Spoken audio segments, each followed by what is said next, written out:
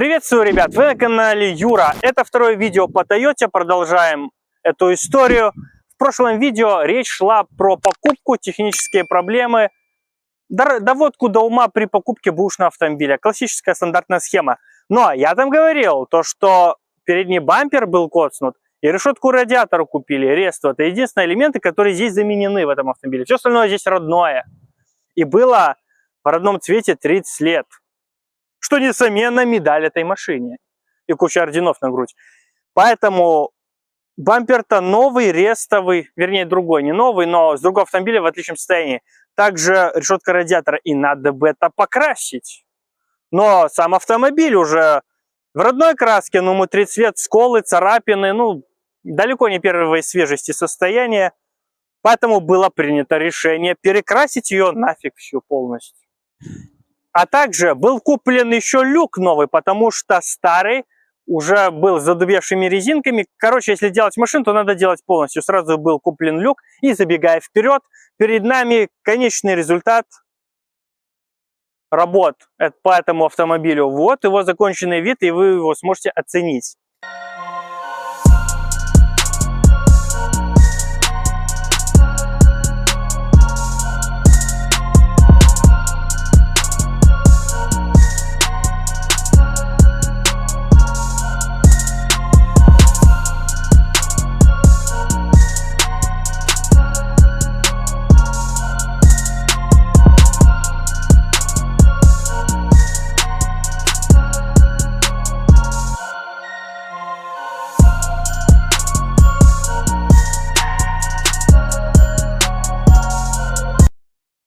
Перекрасить автомобиль и вообще в целом кузовные работы — это не одного-двух дней работы, достаточно продолжительный процесс и нифига не дешевый.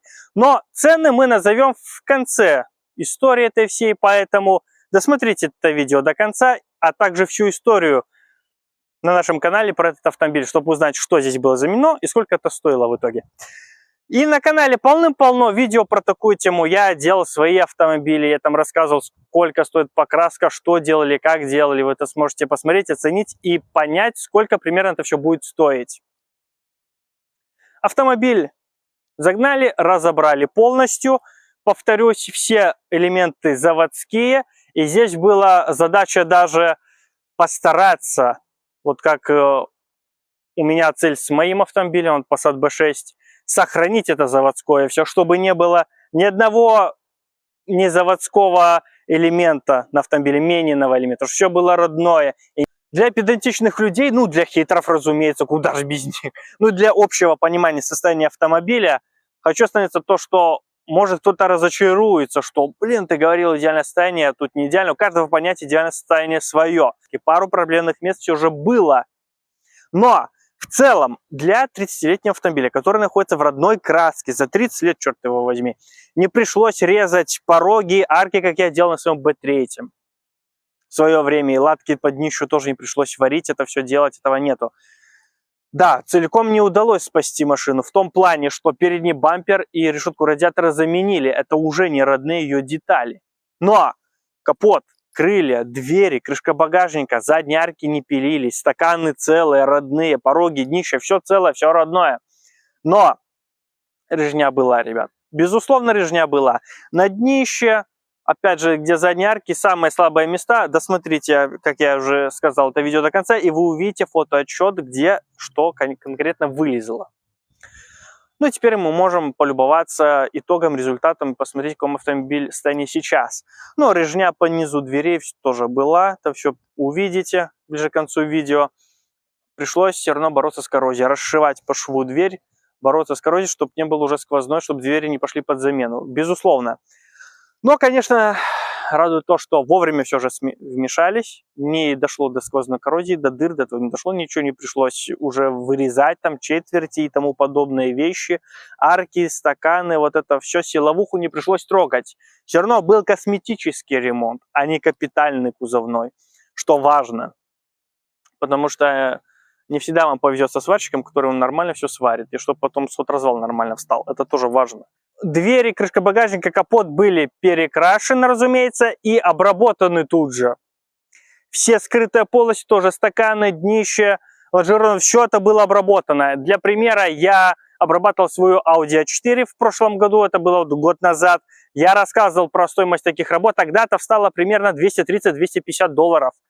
Учитывая подорожание материалов, примерно 300–350 это все будет стоить. На данный момент, кто именно увлекается этой темой, кому принципиально надо сейчас обрабатывать свой автомобиль, и он задается вопросом, сколько это будет стоить. Вот, к примеру, 300 надо рассчитывать. Ну, резервно еще плюс 50. Чтобы работать днище, 4 стакана, плюс еще в пороге, в лонжероны все внутрь позаливать, это еще дороже, ребят. Это еще плюс 200 примерно, если вы хотите обработать свой автомобиль. А это нужно сделать, потому что зимы сейчас очень такие меняющие настроение, то минус 20, то оттепель. И сыплют, откровенно говоря, разные удобрения, и все жестянщики, все маляры говорят, такой работы за последних несколько лет никогда не было. За последних несколько лет сделал больше, может, чем за последних лет 5-10.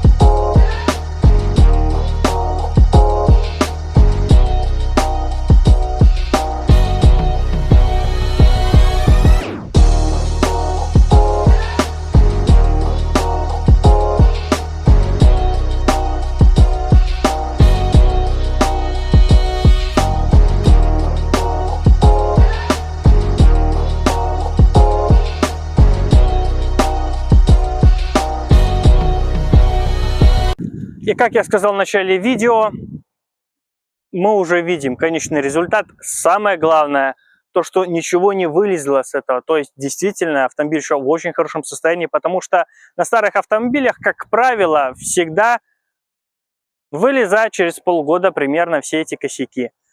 А с учетом того, что автомобиль проездил зиму и осень еще, и ничего на нем не вылезло, поэтому можно справедливо судить, что действительно он в очень хорошем состоянии и работы проведены качественно.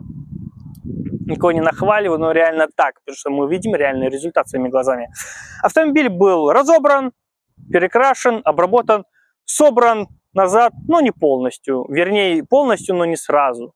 Потому что остался еще один комплекс работ, о котором мы поговорим отдельно в следующем видео. А здесь, в принципе, пора заканчивать. Как я сказал в начале видео, цены мы расскажем позже, так что следите за историей этого автомобиля. Ценник примерно на антикоррозийную обработку кузова я назвал. Так что увидимся в следующем видео. Ставьте лайки, делайте репосты. Счастливо!